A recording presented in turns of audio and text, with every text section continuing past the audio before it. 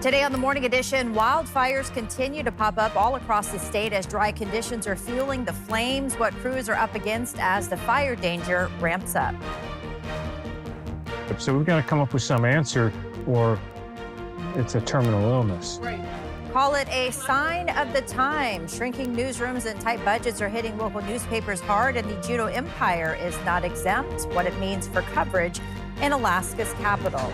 And you're waking up to the longest day of the year. It is Summer Solstice. We've got team coverage all day long and live reports in our newscast. So stay tuned to find out what is happening around the state as the Morning Edition starts now. Good morning, everyone. Happy Summer Solstice on this Friday. Yeah, and we're talking about those temperatures. They've been warming quite nicely. We officially hit that 70-degree mark yesterday as we saw plenty of sunshine, those hazy, smoky skies. They have been with us across South Central. And you may notice this morning that we're still holding on to some of the hazy conditions. Now, yesterday we were talking about today was going to provide a little bit more visibility improvements when it comes to those hazy conditions. But we did see brand new wildfires that sparked yesterday, particularly along the Glen Highway, which is going to continue to lead to those hazy and smoky conditions across South Central. But we are waking up this morning, sitting up under mostly clear skies with the temperature sitting at 50 degrees. We will see some breezy conditions across parts of the Kenai through the afternoon hours. But of course, starting off this morning, fairly quiet. We've got 40s and 50s to start off your Friday morning. We can't rule out a few areas of some light drizzle, but largely expecting, again, some dry conditions across South Central. And like we did see yesterday, we could see some additional thunderstorm development firing to the north through parts of the Copper River Basin, as well as the Susitna Valley. The rest of South Central will continue to remain on the drier side. But we're sitting up under sunshine today. Hopefully you have been soaking up that sunshine, because starting tomorrow, we will begin to see clouds increasing across South Central. This comes from the active weather that we've been seeing that's been occurring out towards the Aleutians for a large portion of this week. So cloud coverage will build back in across South Central as we welcome in the weekend. And this is going to set the stage for some cooler weather as we welcome in next week. Today, though, temperatures warming back into the 60s and the 70s. We will make another run near 70 degrees for the Anchorage airport. I believe, though, we'll likely stay in the upper 60s later this afternoon. But as we talked about this morning, the official start of Summer Solstice, which begins this evening at 6:42 p.m. You can see 19 hours and 21 minutes of daylight. Beyond today, we do begin to gradually lose that daylight. Of course, we won't see any significant changes until about August. I'll have more on that 7-day forecast and that cooler weather heading our way coming up in my full forecast. Well, this morning it is shaping up to be a pretty active wildfire season. Firefighters, they are battling a new wildfire southeast of the Eureka Roadhouse along the Glen Highway. The fire is burning in black spruce and tundra, estimated at 70 to 100 acres. Drivers on the Glen Highway, you might see some smoke and flames, but officials say the fire is not threatening structures or the public at this time. And in the interior, the Gilmore Trail fire, that is being treated as high priority. It sparked up last night around 7:30, burning about 5 acres. About an hour and a half later, it jumped to 10 acres. And at last check this morning on the Alaska Wildland Fire and Lighting dashboard, it is now at 15 acres. Several resources are being ordered to this fire. And across the state, just in the last 24 hours, 40 new fires have started, bringing the total number of active fires up to 119. Statewide, since the beginning of the year, more than 21,000 acres have burned. The Bureau of Land Management is reporting more than 12,500 lightning strikes just in the last day. And 17 of these fires are currently staffed by dozens of fire crews, including smoke jumpers and aircraft. This comes in the wake of Governor Dunleavy slashing hundreds of millions from the state budget through line item vetoes, including a nearly $27 million cut to Alaska's Fire Suppression Fund. It helps the Division of Forestry quickly attack wildfires as they spark. A spokesperson tells Alaska's news source, despite last season being relatively quiet, they still didn't have enough funding to meet demand. And while this year's cuts sting, the division says they'll still be able to respond to wildfires when needed. I think, last year when I say it was underfunded, that did not impact our ability to respond or fight wildland fires. We have that process through a declaration or a supplemental during legislation session to have those recover those funds that we needed to pay. So that did not impact our ability to fight fires at all last year. With a cut, the total fund is still several $1 million more than it was last year, valued at $47.5 million. The Alaska Department of Fish and Game wants to hear from you as it updates its State Wildlife Action Plan, also known as SWAP. It's a roadmap for protecting Alaska's most vulnerable species and helps identify and support research on those that have proven or potential conservation concerns. SWAP aims to keep species from ever needing to be listed as endangered, and those listings can come with major costs to the state. We've done a lot of work with other agencies, other technical and species experts. This has been over a year in the making, many different people involved, and we think we have a draft plan now.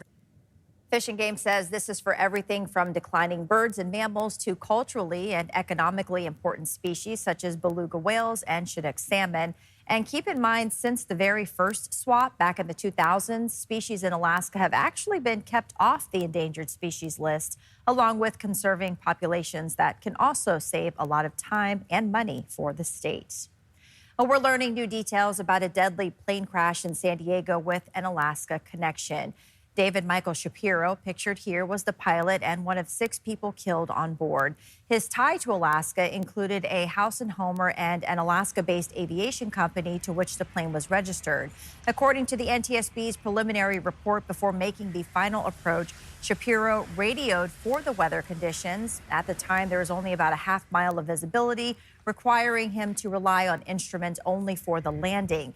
This is a recording of the pilot shortly before receiving clearance to approach, referencing the current conditions. All right, doesn't sound great, but we'll give it a go. Shortly after that, the plane struck power lines about 90 feet off the ground and crashed into a nearby house, bursting into flames and scattering debris over an area 1,200 feet in length.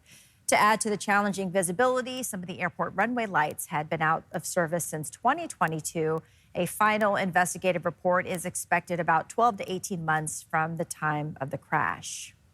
As Juneau Empire staffing changes played out on social media this week, a longtime Alaska journalist is offering his perspective, telling our investigative teams, Johnson Kuhn, those changes speak to what he calls a bigger concerning trend. Right. Every paper in Alaska is financially challenged and has problems. Larry Pursley's been publishing the Wrangell Sentinel on and off since 1976.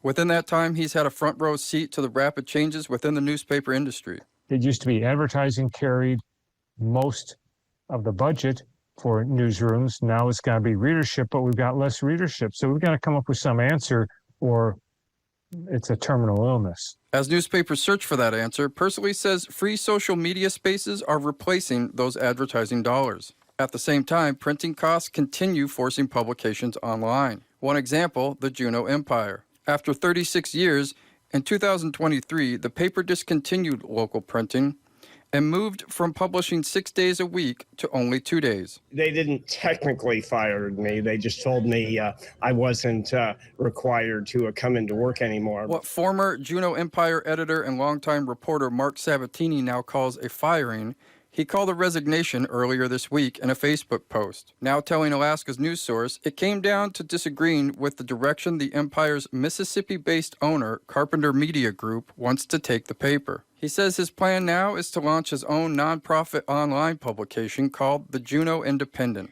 The thing is there's some fantastic journalism work going on these days. It's just not always getting read, and it's just not always what's the most popular or most profitable. With newspapers from across Alaska facing a grim future, Pursley says the solution lies in acknowledging a barrier between the public and credible local news. We've got to figure out where the public is getting their news and get them real news, not the other garbage that comes in over their phone. To establish newsrooms, whether it's radio, TV, newspapers, online news sites, to, build and maintain credibility so people come to those sites. Johnson Kuhn, Alaska's news source. And in full disclosure, Johnson previously worked with Sabatini at the Juneau Empire. He said to his knowledge, the Empire plans to keep Juneau-based reporters, even though operations will be overseen by Kenai's Peninsula Clarion. Alaska's news source reached out to the Juneau Empire's parent companies, Carpenter Media Group, Sound Publishing, and the Peninsula Clarion for comment, but have not received a response. A major chapter in Fairbanks' history is coming to a close. The long vacant Polaris building is finally coming down. It was once the city's tallest building. Now it's just a few floors tall as demolition is moving quickly and on track to wrap up this summer. Steel is headed to a local yard, the concrete to Idaho. Once demolition wraps this summer, city officials say talks will now turn to what's next for the site. The idea was to possibly put some restrictions on the sale of the property based on the desires that the city has and from input from the community. You know, if you just sold it to the highest bidder, then they might just buy it as a speculative thing and there would be no generation of cash flow or benefit to the citizenry if they just sat on it for 5 years. The building's annex next to the main tower has already been flattened. First Avenue and Lacey Street remain closed to traffic. A widespread text message scam is targeting Alaskans, and police departments across the state are sounding the alarm. Scammers are posing as the DMV, sending texts about fake fines, trying to trick people into clicking dangerous links. Alaska state troopers say they've received hundreds of complaints. The FBI is investigating, but the message is clear: don't click, don't reply, and don't be fooled. Authorities stress no legitimate government agency will contact you this way. Coming up, a busy black bear was spotted in Anchorage, and this shopper wasn't looking for any sales. The wild moment caught on camera, and a reminder to stay bear aware. Plus, from the city to a hillside chicken coop, this mama bear was determined to get a meal. Live Fish and Game says this isn't the first time. And it's the longest day of the year. We gain 8 seconds of daylight today with the sunrise coming in at 4:20 here in Anchorage, 3:51 in Juneau. We're still on the warm side across the state, but cooler weather next week. I'll have more on that 7-day forecast for you coming up. Good morning, everyone. Back on your Friday, summer solstice, longest day of the year as far as daylight is concerned, Aaron. And what a way to kick it off by hitting our first 70 here for South Central. Yeah, it was the first time in nearly 320 days when we saw the warmest conditions, and we finally topped out in the 70s as we hit 72 degrees yesterday. Now, the last time Anchorage was 75 degrees or higher was back on August 5th when we did hit 77 degrees. Now, our hazy skies will remain. This was the latest first 70-degree reading since 2011, and we are watching the return to some cooler weather next week. In fact, beyond Sunday through the rest of the month, we're likely going to see highs across South Central staying in the low to mid 60s. But we are officially starting off summer solstice. Notice as we continue to progress through the day, the longest day of the year, where we are going to continue to see the gaining daylight across the state. With this being said, we're still going to see those daily showers and thunderstorms that fire up under that peak daytime heating. Sunset this evening coming in at 11:42 here in Anchorage, and then starting tomorrow we gradually begin to lose some of that daylight, but of course we don't see any significant change in the night sky until about August. 58 degrees currently in Fairbanks, 38 in Utqiagvik, 50 degrees in Kotzebue.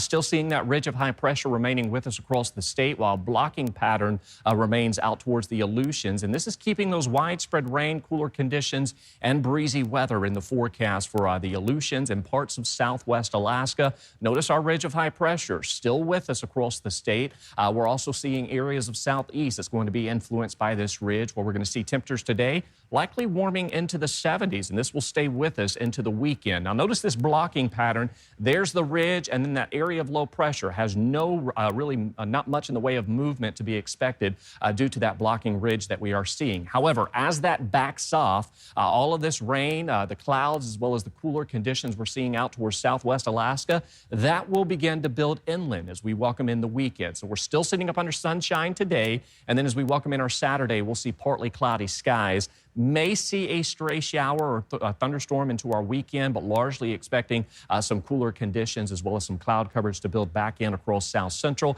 And this will set the stage for that cooler weather we're going to be seeing as we welcome in next week. Still holding on to that heat advisory as you head through parts of the northern panhandle. Temperatures in the 60s and the 70s. We are starting off with some cloud coverage this morning, but sunshine will make a return to South Central throughout the day, and we'll hold on to that quieter weather through at least the first part of the weekend. Breezy conditions across the Kenai. Sunshine and warmth remains. We've got those 50s and 60s to be expected. Of course, Kodiak will be on the cooler side at 56 degrees. We're talking about temperatures as you head through Prince William Sound, warming into the mid to upper 60s. This should say winds of about 10 to 20 miles per hour in Valdez as well as through Golcana. And then we've got those temperatures in the mid 70s through the valley this afternoon. And like we did see yesterday, we will see that potential for some additional thunderstorm development through parts of the Copper River Basin as well as northern parts of the Susitna Valley. 68 here in Anchorage. We do have a shot that we could hit 70 degrees later this afternoon, but I think we'll stay in the upper 60s. Of course, Midtown, East Anchorage will see those 70s. We're in the mid 60s tomorrow, and then there's that cooler weather as we welcome in next week, largely on the dry side, but we will see some isolated to scattered showers next week, and we'll likely stay in the low to mid 60s as we close out June. All right, thanks, Aaron, for the update. Well, it is that time of year you have to stay bear aware because they are out there. Check out this video. You can see this bear just literally walking the streets by storefronts. This is on Tudor Road right before Elmore. And if you think that's wild, well, this next story shows how powerful bears can be. Here's Lauren Maxwell. It happened at 5:30 in the morning earlier this week. An unwelcome visitor turned up at a hillside home. The sow with 2 cubs was clearly after chickens and didn't hesitate to use force. This time, there was no easy meal, but Fish and Game says the bears have had success before. Get out of here. Yeah, we've gotten a handful of reports.